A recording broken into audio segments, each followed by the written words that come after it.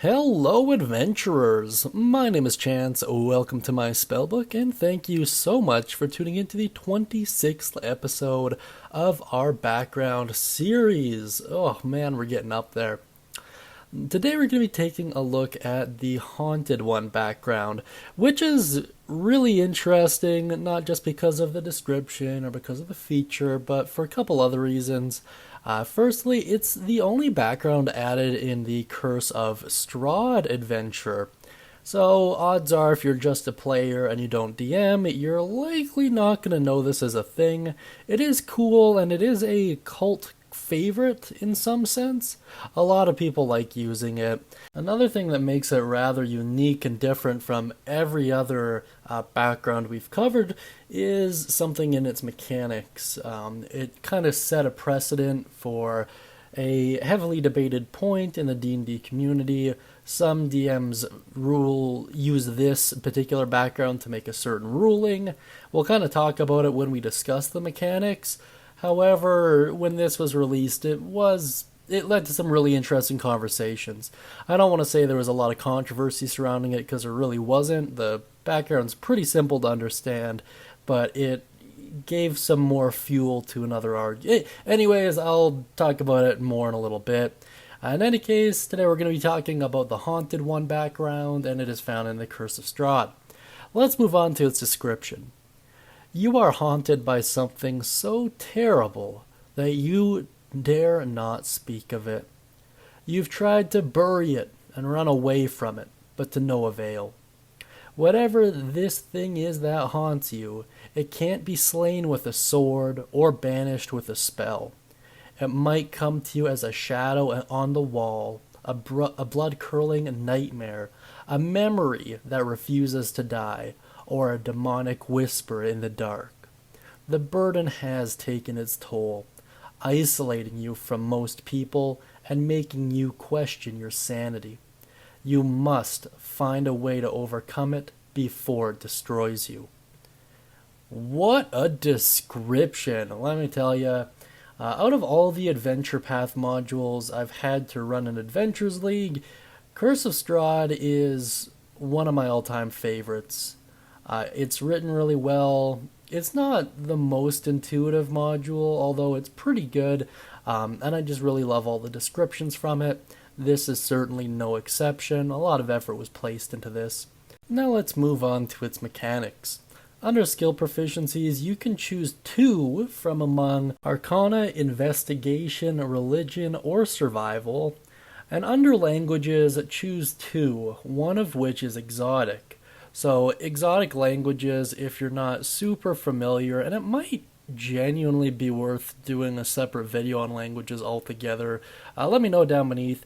But that's kind of like your things you're really not going to know, like Abyssal, Celestial, Deep Speech, Draconic, Infernal, Primordial, Sylvan, or Undercommon. Like, odds are, yeah, they're not really commonly spoken anywhere in the overworld at least, so yeah, not going to run into them a whole lot. And this is the precedent that was set. So for the longest time, certainly in the PHB era, everyone would pick exotic languages when it said pick 2 of any languages. And some DMs had a problem with it. Like, there's no way you'd be able to speak this because this, and this, and my game world, this, and this.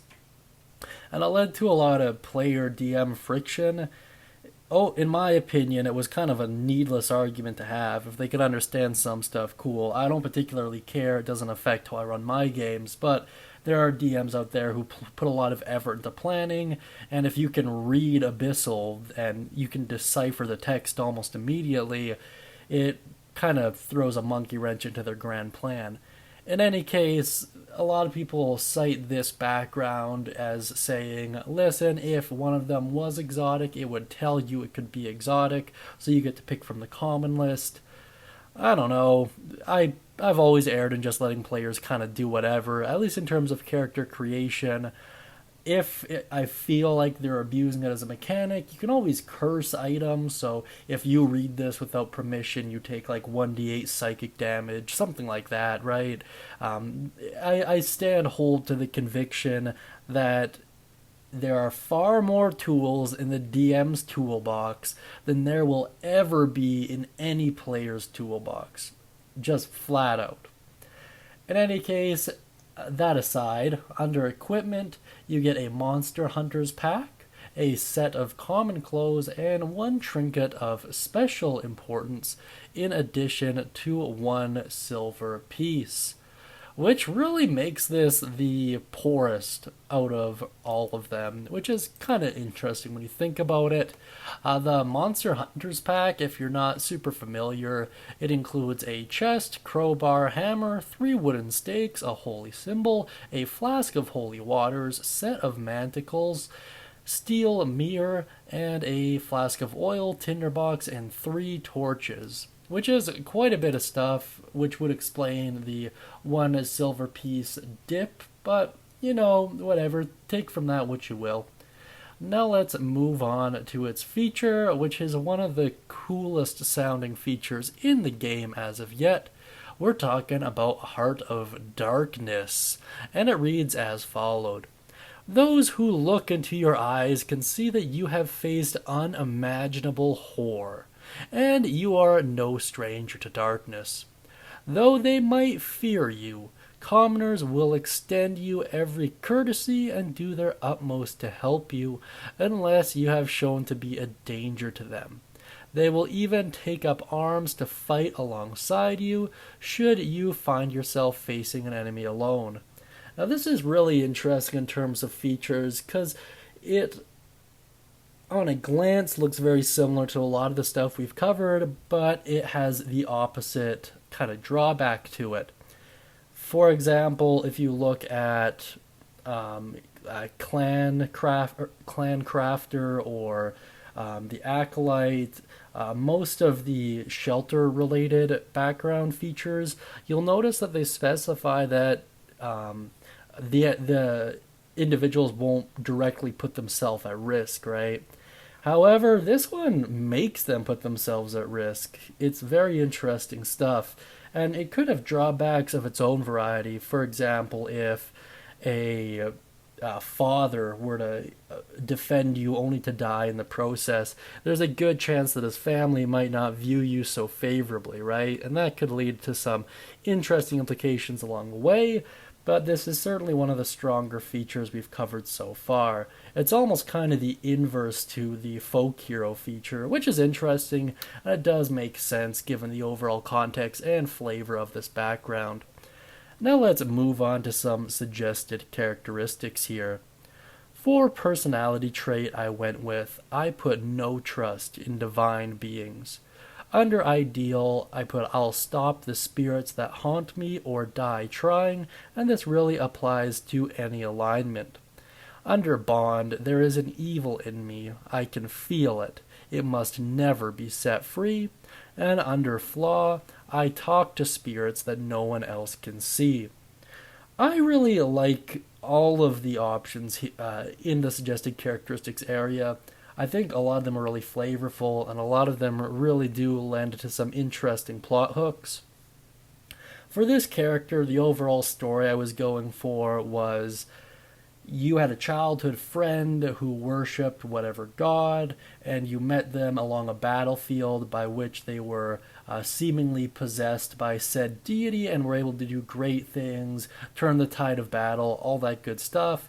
But as a direct result of that, the holy power or celestial power that they had to use ended up burning out their body, and they ended up dying in more or less a vein from where you stand.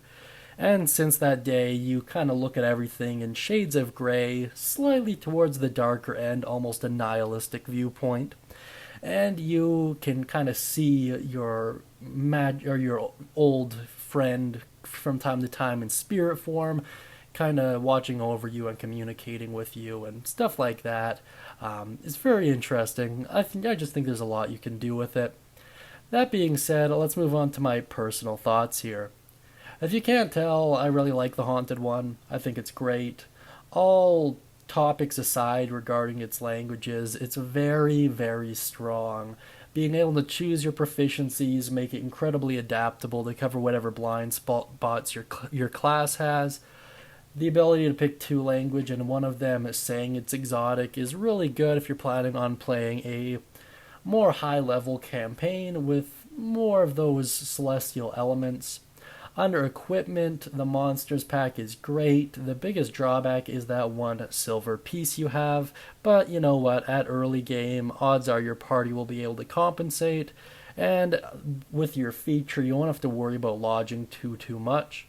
The feature overall is fantastic, like truly. The ability to gain shelter and food is in of itself not terrible, but the ability to also get random allies when you're perceived to be alone is super great as well, especially when you're in a pinch. Looking at all the characteristics, there's just really so much you could do with this. This is, however, a background based on trauma, so that might pigeonhole you in terms of roleplay a little bit, but it'll give your character a long way to go, so there's bountiful opportunities for character development. That being said, let me know what you think of the Haunted One down beneath in the comments section. Be sure to mention any thoughts, questions, comments, or concerns you have regarding it. And of course, if you'd like a free one-shot, please go to the guild hall and use code WELCOME. That being said, I hope you have a great day, and that'll be the last video for today. So happy adventuring, and I hope to see you all tomorrow.